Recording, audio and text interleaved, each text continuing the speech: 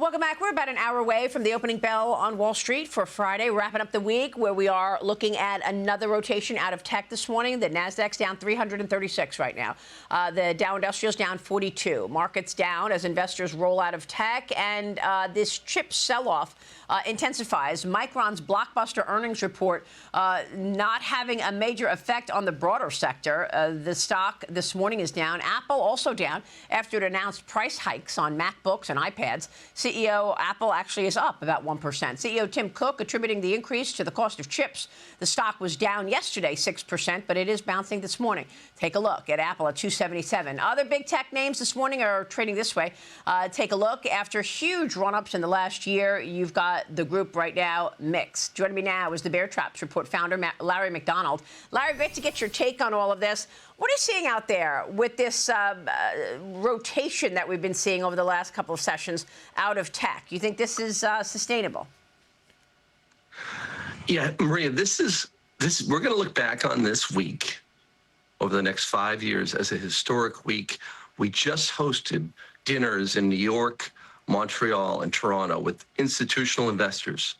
And the conversation is really startling around inflation on the chip side. So everything the president just did to get oil prices down has essentially been relatively offset by this chip inflation. You saw that yesterday with Apple, right? And that was a marquee moment in finance, because when you have $1 trillion of DRAM revenue now, think about this, $1 trillion of DRAM revenue.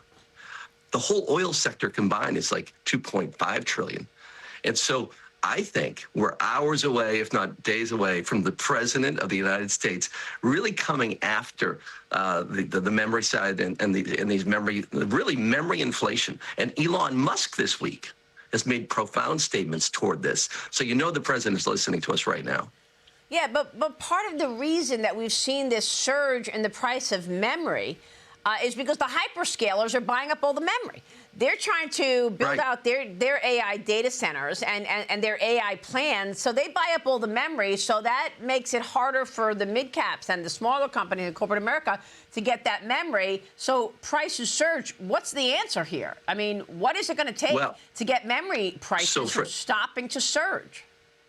Right. And everyone's 401k listening to us right now isn't being impacted, because essentially what's happening is Wall Street analysts lectured us for the last 12 months over and over and over again that AI was really a winner for all of tech, right? That's been the sales pitch.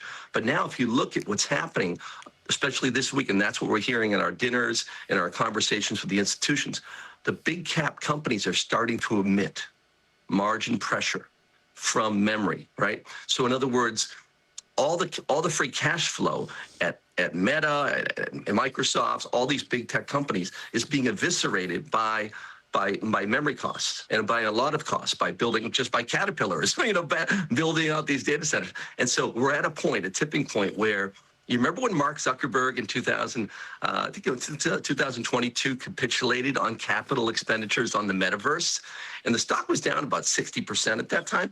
We are about that. Remember, the testosterone twins, Meta and Microsoft, report in late July. And if there's an inference of a tiny, tiny crumb of slowdown in CapEx, the whole thing is going to be reversed. The memory players are going to get annihilated, and you'll see a bounce in Mag 7. So do you think we are seeing a let-up on all this spending? I mean, when you look at the price of oil, this is going exactly the way the president predicted. I mean, prices are below $70 a barrel right now on oil, and Iran attacked a cargo ship in the Strait of Hormuz overnight. We're not seeing a big impact here. The price of crude is down 3%.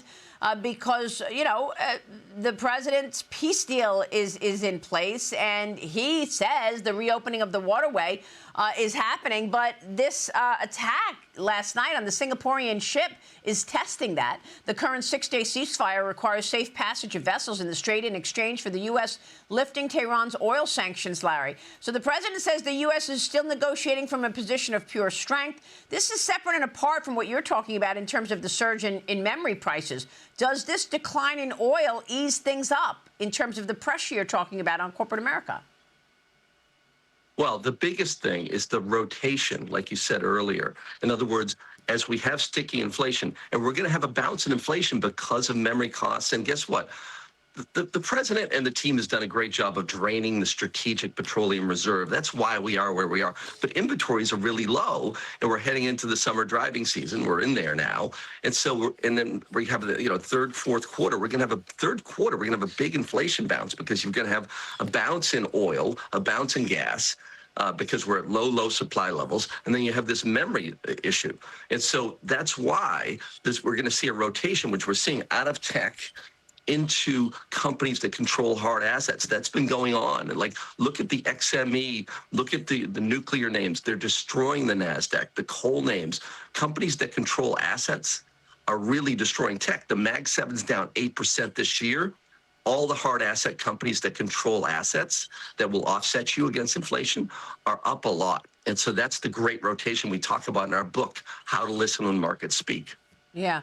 And what about this memory price surge? What are you expecting? How does this play out? Because you're right about this taking the wind out of the sails of this entire group because the expense of memory.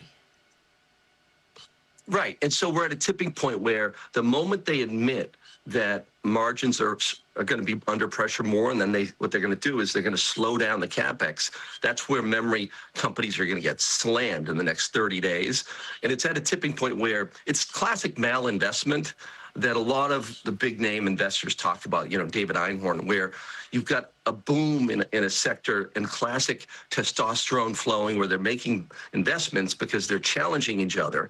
But a lot of these investments are the value, the return on that's deteriorating. And that's what the Mag 7 performance is telling us. Not only that, you've got Kimi and all this technology in China that's stealing our technology, right? That's why you look at token costs, stealing our technology, putting it into open source. And so there's two things going on. And that's why the market's under so much pressure, because we're at a massive discovery point where the street finally is making awareness around these problems. Well, I'm wondering if there's still digestion from the Fed meeting as well. I mean, look at interest rates this morning and the yield on the 10-year. The May PCE came out. That showed inflation back above 4% for the first time in 3 years. Of course, people are still digesting what happened at the Fed the other day. There's pressure for the Fed to consider rate hikes. You had 9 Federal Reserve officials predicting an interest rate hike later this year after Kevin Warsh left rates unchanged in his first meeting as chairman. What are you expecting there, Larry? Well, that gets back to this whole inflation bounce. So when you have an inflation bounce, you've got that muscle memory from 2022 where the Fed hiked a lot of rates. So Warsh comes in, he talks tough. But at the end of the day, that's why gold right now at near 4,000. I think you get 6,500 in the next year and a half, because at the bottom line is they really can't hike rates that much. Interest on the debt's 1.1 trillion.